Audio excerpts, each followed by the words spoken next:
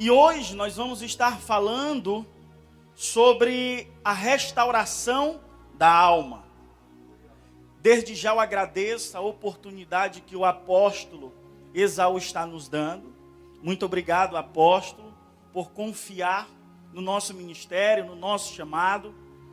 E queridos, eu creio que o que nós vamos falar aqui, o apóstolo também já falou muitas coisas.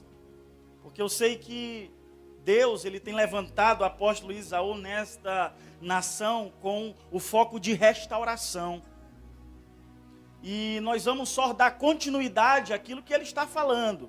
Só isso. E eu queria nesse momento colocar esse tempo diante de Deus. Eu queria orar nesse momento.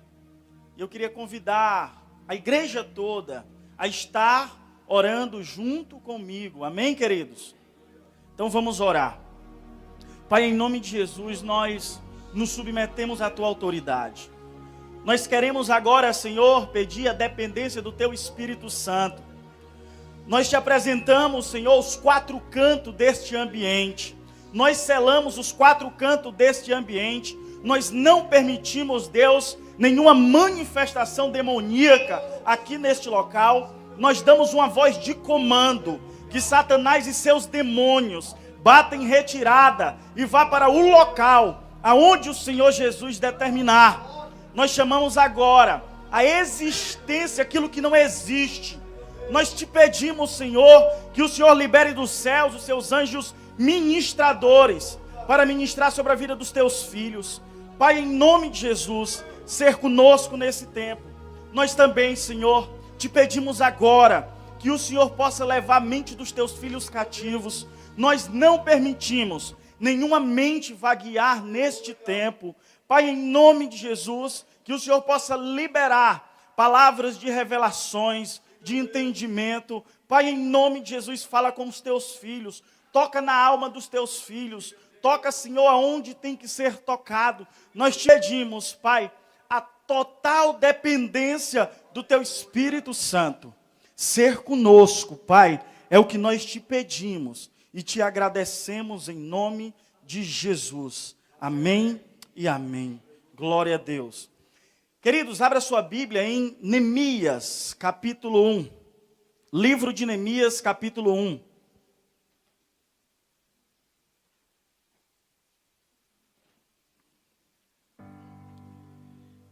Livro de Neemias, capítulo 1.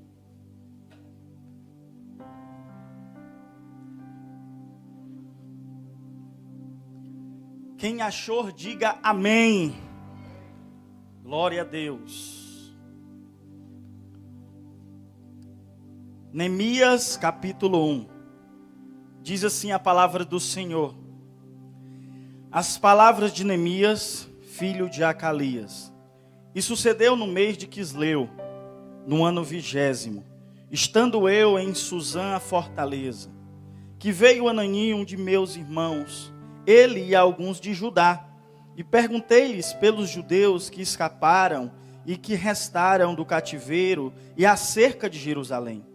E disseram-me, os restantes que ficaram do cativeiro lá na província estão em grande miséria e desprezo, e o muro de Jerusalém fendido, e as suas portas queimadas a fogo.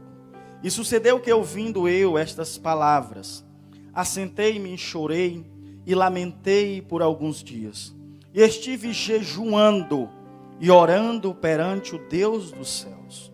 E disse, Senhor Deus dos céus, Deus grande e terrível, que guardas o conserto e a benignidade para com aqueles que te amam, e guarda os teus mandamentos.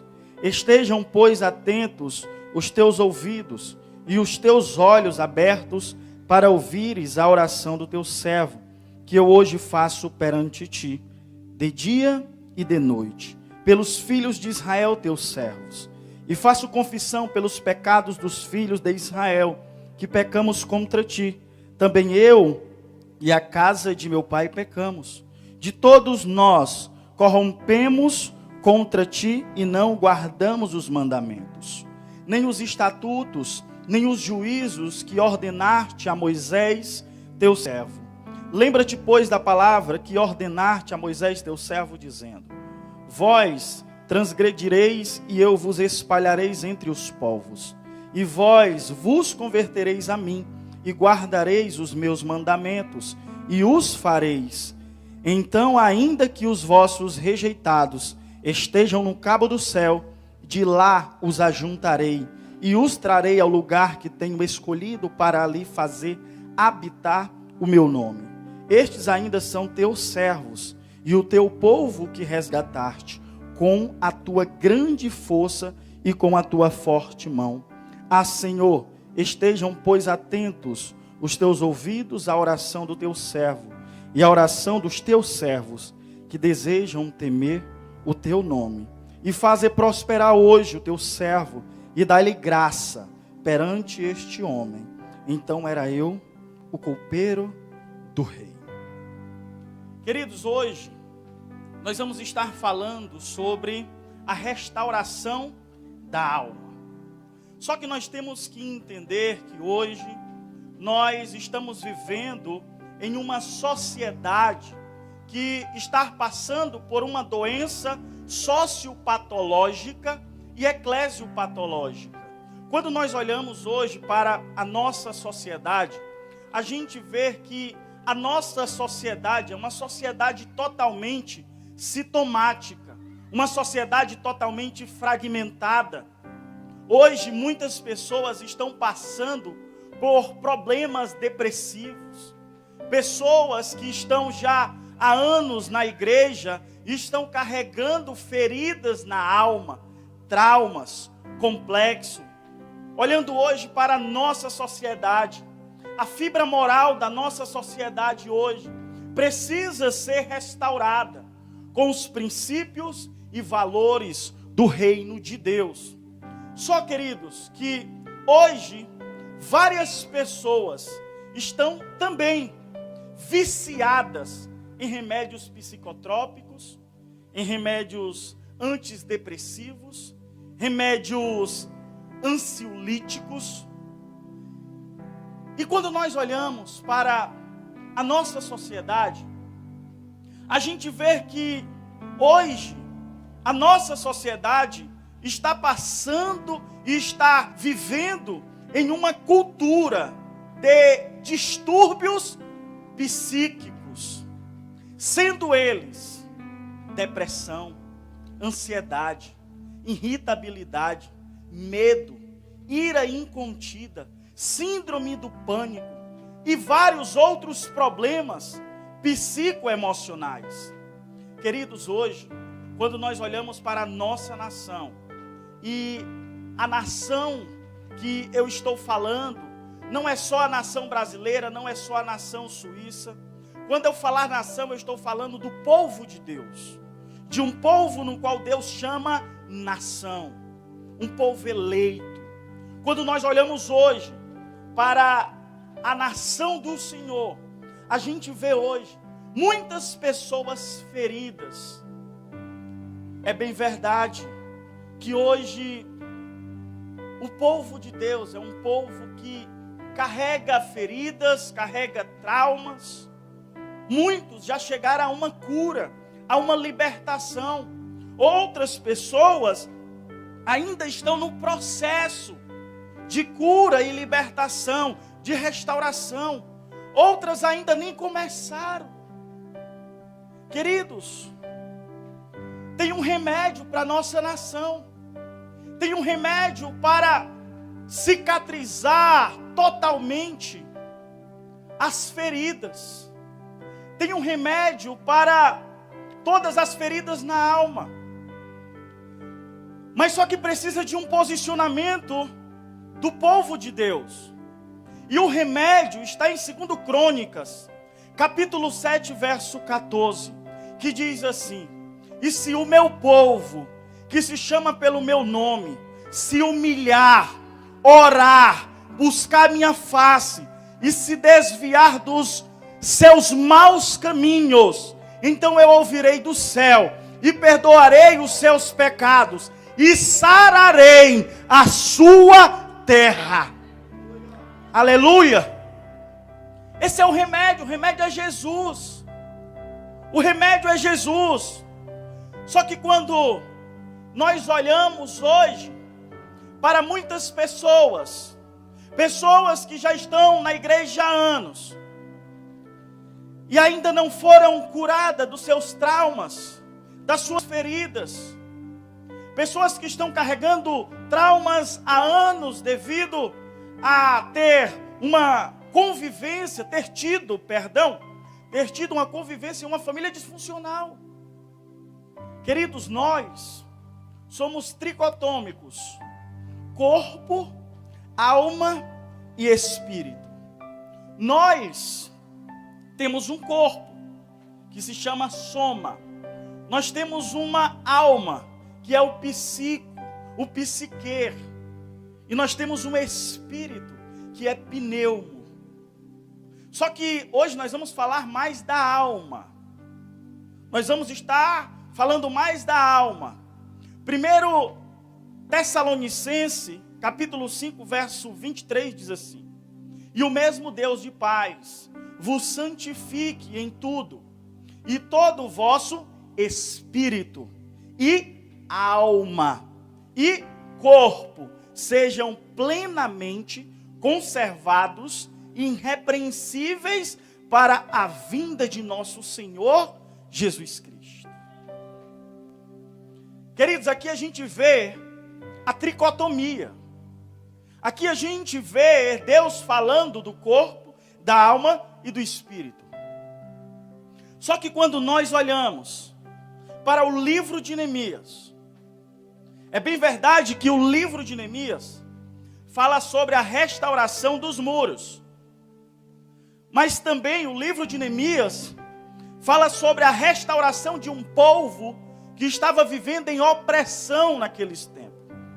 Um povo que estava vivendo sobre um jugo de uma nação que não era a nação do Deus de Israel.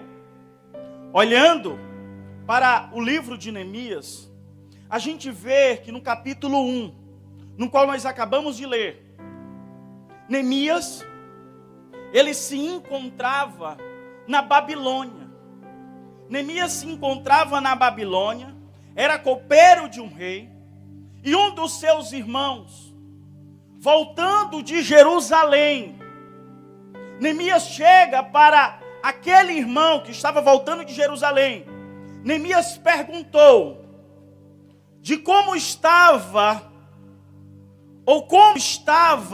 o povo em Jerusalém.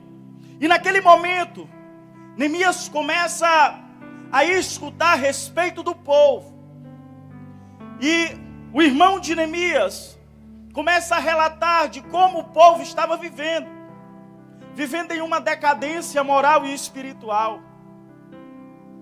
Os muros de Jerusalém estavam fendidos. O culto ainda não tinha sido estabelecido. O povo estava vivendo em uma opressão. Queridos, tem a depressão e tem a opressão. A opressão é algo maligno. O povo estava vivendo sobre uma jurisdição maligna. Só que Neemias, ele foi levantado por Deus para fazer aquilo que Zorobabel e Esdras não fizeram. Neemias, ele foi levantado por Deus para fazer uma missão no qual Deus já tinha dado a duas pessoas. Deixa eu falar uma coisa para você. Você sabe o porquê Deus te levantou? Você sabe o porquê Deus te levantou? Para fazer algo. O que outras pessoas, no qual Deus levantou, não estão fazendo.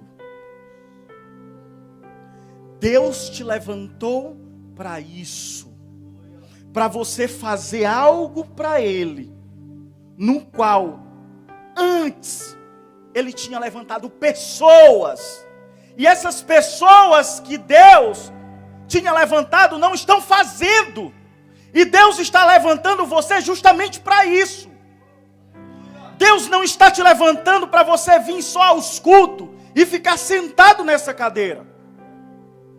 Deus está te levantando e está te dando autoridade para você cumprir uma missão,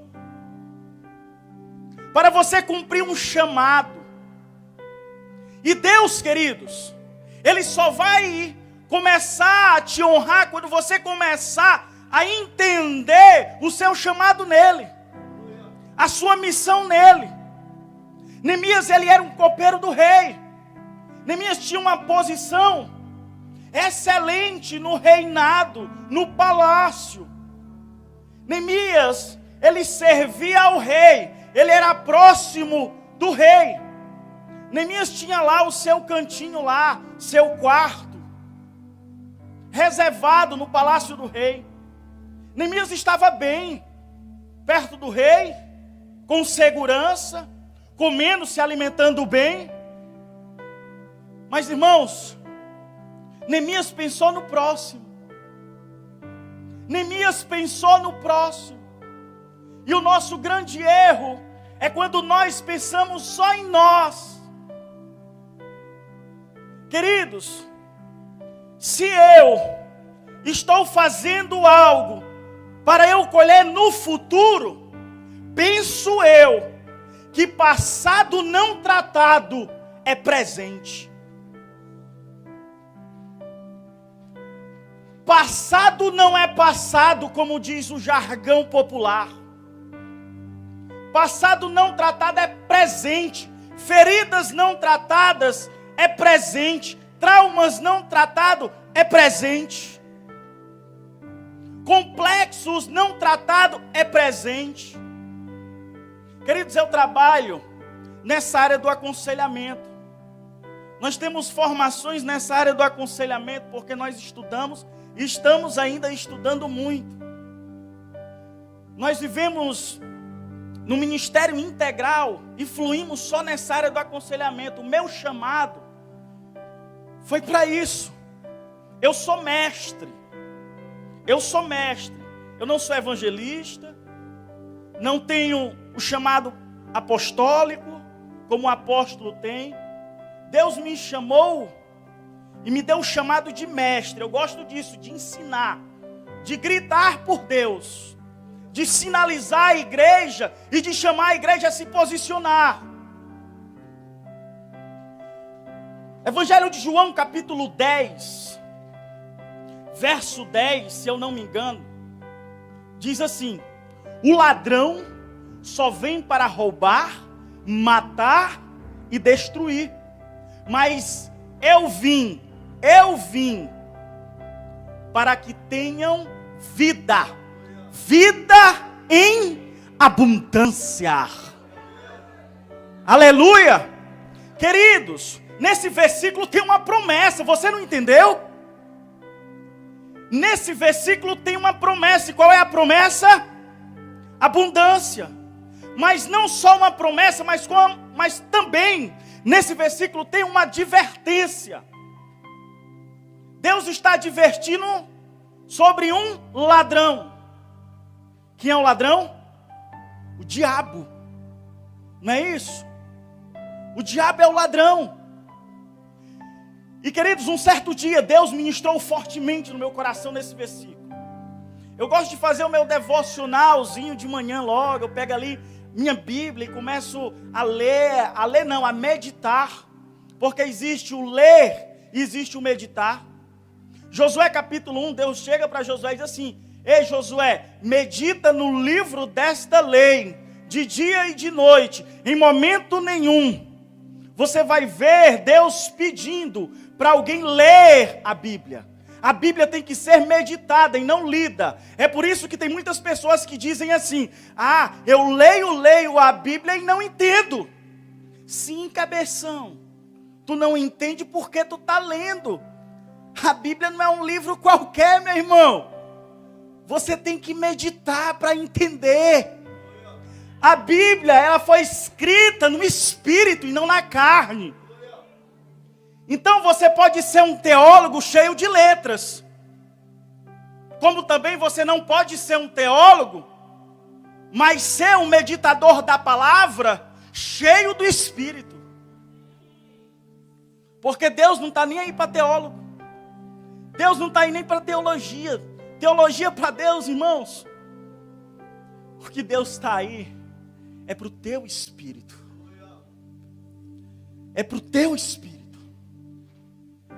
E o livro de Neemias, irmãos, é um livro também totalmente espiritual. O ambiente que Neemias se encontrava era um ambiente espiritual, começando da Babilônia.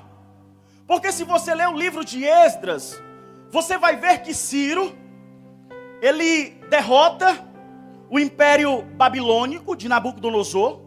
Ciro, ele começa a dominar. E o rei Ciro, ele envia Zorobabel. Para onde? Para Jerusalém, para restaurar. Só que Zorobabel não conseguiu restaurar. E a segunda leva foi com Esdras. E Esdras também não conseguiu restaurar. E agora vai quem? Neemias. Neemias, uma pessoa levantada por Deus. Ei, não foi você que escolheu a Deus. Foi Deus que te escolheu. Ei, para e pensa. Milhões de pessoas aqui na Suíça. E Deus olha para você. E aponta assim para você e diz: é você. Queridos, nós fomos escolhidos a dedos. A Bíblia diz que foi Ele que nos escolheu. Ele nos escolheu. Então, só aí você já está saindo na frente. Só aí você está saindo na frente. Só que quando você olha para o capítulo 1 de Neemias, você vai ver que quando Neemias, ele escuta sobre os irmãos dele que estavam em Jerusalém. Neemias vai para onde? Orar. Neemias vai orar, Neemias vai jejuar. E a oração, ela é o fortalecimento espiritual. A oração é o fortalecimento espiritual, é o combustível. Finney, ele disse um certo dia, que quando ele estava sentindo que o esfriamento espiritual estava chegando, ele se ajoelhava no escritório dele e colocava o rosto dele no chão e começava a orar, horas e horas orando, pedindo um novo avivamento do Senhor. E quem conhece a história de Charles Finney, você vai ver que ele foi um dos grandes avivalistas. Só que Neemias foi orar, Neemias foi entender em Deus o que ele tinha que fazer. Queridos, se você não consegue dar 1 hora por dia para Deus, como você vai conseguir dar 24 horas lá em cima? Porque quando a gente subir é 24 horas com Ele conectado, louvando, adorando. E Neemias foi orar, e quando ele estava orando, ele estava ali naquele clamor, perguntando a Deus: Deus, o que é que eu posso fazer? O que é que eu posso fazer pelaquela nação, a minha nação, Deus? Deus, o culto tem que voltar, a paternidade de Deus tem que voltar. O povo estava ferido, o povo estava em uma opressão. E sempre Deus levanta alguém para libertar um povo. Sempre. Não existe, irmãos, não existe um filho de Deus ou uma filha que vai viver para sempre em um cativeiro. Não existe. Não existe um filho de Deus, uma filha de Deus que vai viver sempre com a sua alma ferida. Não existe um filho de Deus e uma filha de Deus que sempre vai viver com uma depressão. Não existe. Sempre Deus está levantando um homem para tocar na sua alma, para tocar na sua vida. Amém? E quando nós olhamos para a história de Neemias, a gente vê que Neemias, ele orou, ele jejuou por alguns dias. E a resposta da oração de Neemias foi ele. Foi ele mesmo, a resposta da oração foi ele. Foi ele que foi enviado. E queridos, quando Neemias chega ali naquela cidade, em Jerusalém, Neemias, ele começa a mapear a cidade. Neemias começou a mapear e não falou nada para ninguém. Ninguém sabia o que Neemias iria fazer naquela cidade. Neemias começou a mapear. Neemias começou a entrar em conexão com Deus, em espírito. Senhor, como eu começo? Como eu faço? Queridos, você já pensou em fazer algo? Você já pensou em projetar algo? Você já sonhou algo? E antes de você executar aquilo, você chegou para uma pessoa e disse: eu estou querendo fazer isso. Isso é o meu sonho. E quando você contou o seu sonho, o seu projeto para aquela pessoa disse assim: não vai dar certo. Não vai dar certo. Ei! Não conte os seus sonhos para quem não sonha com você. Não conte os seus projetos para quem não projeta junto com você. Não conte a sua vida para qualquer pessoa. Não conte. E ali Neemias, aquele ambiente, era um ambiente espiritual. E ali Neemias começa a reconstruir os muros de Jerusalém. E Neemias, o nome Neemias significa Deus consola. Deus consola. Neemias era uma tipologia do Espírito Santo naquele tempo. Quem é o consolador de hoje? É o Espírito Santo. E Neemias, ele foi para restaurar, para libertar Jerusalém, que era a cidade. Ali é uma tipologia do nosso corpo. Você não é o seu corpo, você mora nele. O seu corpo é só emprestado. Você mora nele. Você possui uma alma. E o que você tem mesmo é um espírito.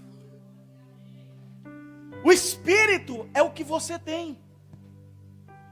E quando nós olhamos ali, no ambiente espiritual, o ambiente no qual Neemias estava restaurando ali os muros de Jerusalém, a gente vê também que os muros de Jerusalém é uma tipologia da nossa alma. Os muros de uma cidade naquele tempo era a fortaleza daquela cidade. Queridos, quando uma pessoa tem uma alma ferida, ela é uma pessoa frágil. E tem coisas que ferem a alma de uma pessoa. Hoje, quando nós olhamos para a nossa sociedade, a gente vê que hoje a nossa sociedade é uma sociedade fragmentada, sintomática, uma sociedade problemática. Glória a Deus que nós encontramos um refúgio na igreja do Senhor Jesus. Glória a Deus, porque a igreja é uma oficina dos céus. Amém? Só, queridos, que tem pessoas que chegam à igreja ferida.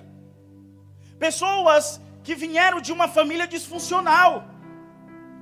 E hoje, nós temos mais famílias disfuncionais do que família funcional. Família funcionais, melhor falando. Hoje, tem adultos que veio de uma família disfuncional, no qual o pai lhe surrava. Hoje tem adultos que veio de uma família disfuncional, no qual um parente seu cometeu um abuso sexual com você. E hoje a gente vê muitos adultos feridos. Muitos adultos feridos devido à sua formação. Por quê? Porque não tiveram do pai afirmação, direção, proteção e limites.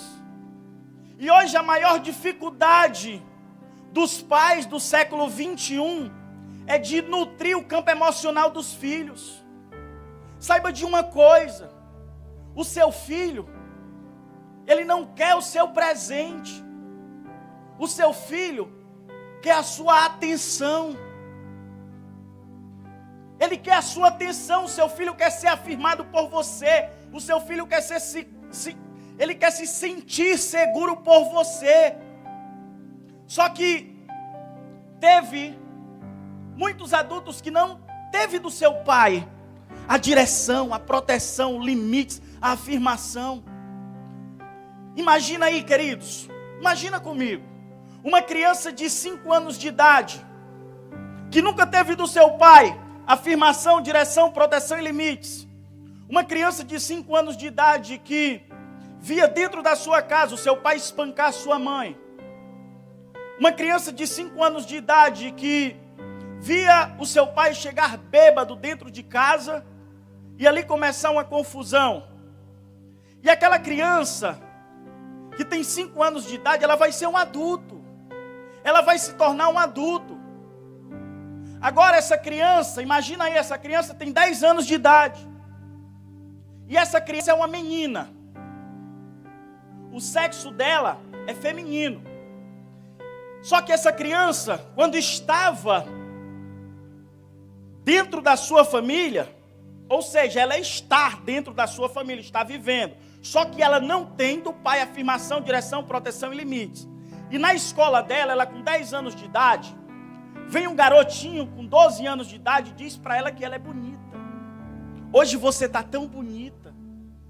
E aquela palavra afirmou aquela menina. Ela nunca recebeu uma afirmação do pai. Uma criança, ela quer ser afirmada pelo pai. Irmãos, uma meninazinha, uma criança de 5 anos de idade, 7 anos, 8 anos, 5 a 7 anos de idade, está formando a sua personalidade. E a criança, o cérebro da criança, ele não filtra nada, suga tudo. Os maiores traumas acontecem na fase da infância. E hoje, tem adultos, sou terapeuta, trabalho com aconselhamento, e tem aconselhamento que eu estou fazendo e faço uma pergunta para a pessoa. Eu pergunto a seguinte coisa: você se lembra de um momento feliz que você teve na sua infância, quando você tinha 5 anos de idade? Aí as pessoas ficam pensando, 5 anos? Não, eu não tive nenhum momento feliz. Eu não me lembro. Mas por que você não se lembra de um momento feliz quando você tinha 5, 4, 3 anos? Você se lembra com 6 anos, 7 anos? Um momento feliz com seus pais? Tem pessoas que não se lembram. Por que não se lembram? Você não fez aniversário, não teve festa na escola, Natal, tantas datas comemorativas que é marcante. Mas tem pessoas que sofreram sérios traumas e recalcaram aquela fase. Não se lembram por quê? Porque traz dor. E hoje nós estamos vendo muitos adultos feridos. E a ferida vai para a alma. Queridos, um adulto que nós rotulamos como adulto problemático. Deixa eu falar uma coisa para vocês. Não existe adulto problemático. Existe adulto com problema. É uma pessoa que tem problemas. Só que existe causas e sintomas. A causa é a raiz do problema. Hoje a gente vê homens orgulhosos, soberbos. Hoje também a gente vê mulheres orgulhosas, soberbas. Hoje a gente vê pessoas que não gostam de ser confrontada pelo pastor. Pastor, se você me confrontar, eu saio da igreja. Mas por que essa pessoa não gosta do confronto? Porque na fase da infância, ele não teve um pai que desse limites para ele. Aí quando chega na fase adulta, quer manipular todo mundo, gente. Quer manipular todo mundo. E homem de Deus ninguém manipula. Porque o espírito da manipulação a gente conhece de longe. E para manipulador a gente tem um remédio, cajado. Oh, remédio bom. Cajado. Só, queridos, que nós temos que entender o que é sintomas e causa. Uma pessoa problemática, um homem problemático, uma mulher problemática, é uma pessoa sintomática. Ela tem um sintoma ali, é latente, o problema dela é o sintoma. Agora nós temos que encontrar a causa do problema. A causa do problema, você tem que se aprofundar no histórico da pessoa. Tem que se aprofundar para saber aonde começou, qual foi a raiz do problema. Queridos, uma vez eu atendi um caso que essa mulher chegou para mim e disse assim: pastor, eu hoje tenho um problema na área da sexualidade. Ela casou 3 vezes, se separou. Todas as 3 vezes ela traiu o marido. Todas as 3 vezes. Ela disse: eu quero parar com isso. Aí a gente já vê um espírito que está influenciando ela a fazer isso. O mundo espiritual é real, irmãos. O mundo espiritual é real e nós temos que entender isso. E ali eu comecei a mapear a vida dela. Quando ela tinha por volta de 5, 7 anos de idade, o pai dela, quando o pai dela chegava do trabalho, o pai dela levava ela para dentro do quarto. A família dela era uma família aglutinada. E nessa família aglutinada é onde acontecem os abusos sexuais com os filhos. E todo dia que o pai dela chegava do trabalho, por volta de 6, 7 horas da noite, o pai dela chamava ela para o quarto. A mãe dela pensava que o pai dela ia lá fazer carinho nela, ia dengar ela, ia nutrir o campo emocional dela. A mãe dela pensava isso. Só que o pai dela estava abusando sexualmente dela, tendo relação sexual com uma criança. Queridos, o que é um trauma? É uma experiência vivida em uma fase de imaturidade. Uma criança não tem condições nenhuma de ter uma relação sexual. Um adulto sim, mas uma criança não. E ali gerou um trauma naquela criança. E todo abuso sexual abre portas, principalmente portas de imoralidade. Um abuso sexual, ele pode levar uma pessoa para o homossexualismo, para o lesbianismo, para a imoralidade. E aquela criança, ela estava sendo abusada sistematicamente pelo pai. Quando chegou aos 12 anos de idade, aquela menina, ela foi abusada pelos 3 irmãos. Pelos 3 irmãos. E o quarto que queria abusar dela, ela correu, ela se escondeu. Só que ela cresceu, gente. E a ferida na alma dela cresceu também. Todos nós carregamos dentro de nós uma criança interior. Todos nós temos uma criança interior. Quando você está brincando com uma criança, você se torna o quê? Uma criança. Você quer falar com uma criança, você se abaixa. Você muda a voz. O comportamento muda. Por quê? Porque todos nós temos uma criança interior. Só que todo adulto que tem problema, ele carrega dentro dele uma criança interior ferida. E aquela criança que está ferida, que foi ferida lá no passado, ela está reivindicando o lugar dela. É aí aonde os problemas surgem. Agora imagina aí, uma criança dessa, cheio de problemas, cheio de traumas complexos.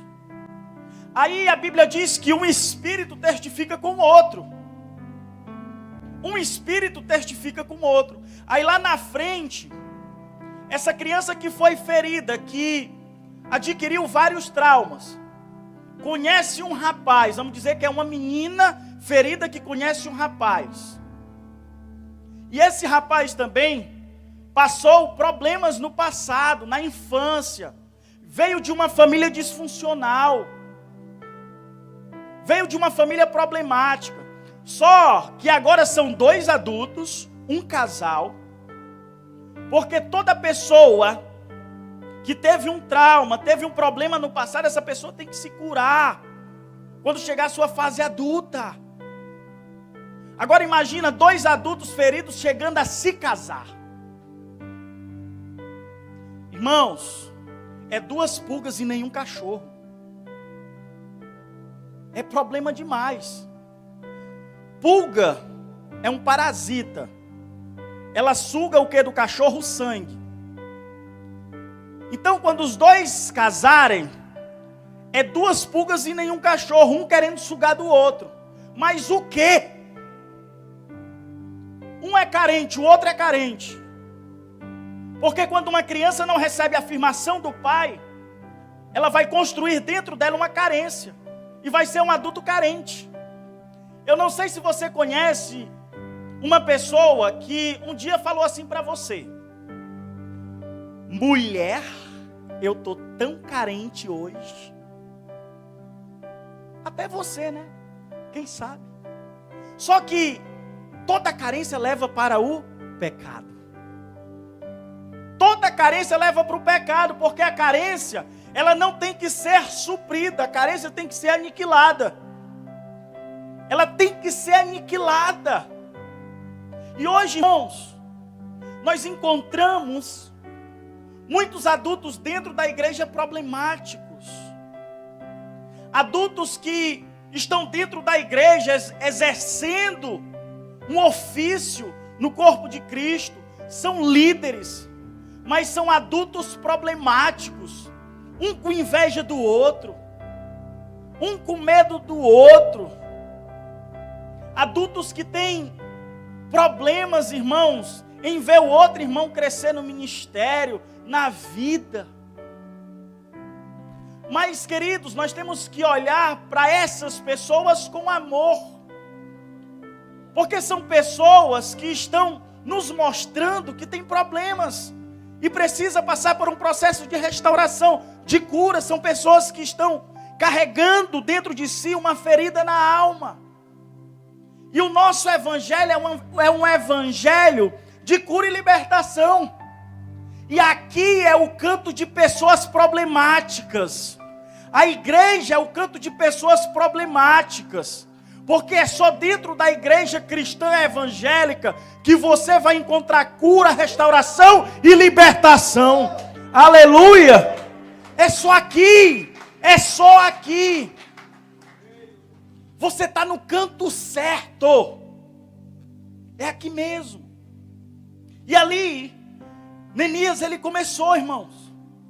Começou a restauração dos muros. Só que o foco de Neemias não era os muros. Você sabe qual era o foco de Neemias? Restabelecer o culto ao Senhor. Restabelecer a paternidade do Senhor em Jerusalém. Só que quando Neemias começou a reconstruir os muros de Jerusalém, e os muros de Jerusalém é uma tipologia da nossa alma, as portas de Jerusalém é uma tipologia do nosso espírito. Evangelho de João, capítulo 10, versos 7 e 8, diz assim: tornou, pois, Jesus a dizer-lhes: em verdade vos digo, eu sou a porta das ovelhas. Todos quantos vieram antes de mim são ladrões e salteadores, mas as ovelhas não os ouviram. Queridos, Jesus é a porta. Aleluia. Quantos estão entendendo aqui? Jesus é a porta. Só que quando Neemias começou a restauração, pessoas se levantaram contra ele. Quem foram? Sambalate, Tobias e Gesem. Pessoas se levantaram contra Neemias para parar a obra. Pessoas se levantaram para caluniar Neemias, para que Neemias não restaurasse os muros e para que o culto ao Senhor não voltasse. Ei, vai ter pessoas que vai querer parar a tua vida. Vai ter pessoas que vai se levantar como Sambalate, como Tobias, como Gesem, para parar a obra que Deus começou na tua vida. Mas deixa eu falar uma coisa.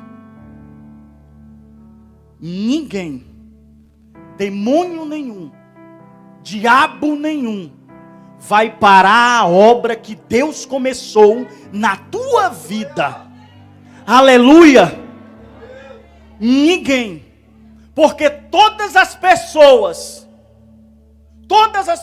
que vão se levantar contra você, para querer parar a obra que Deus tem na tua vida, são pessoas que vão te ensinar.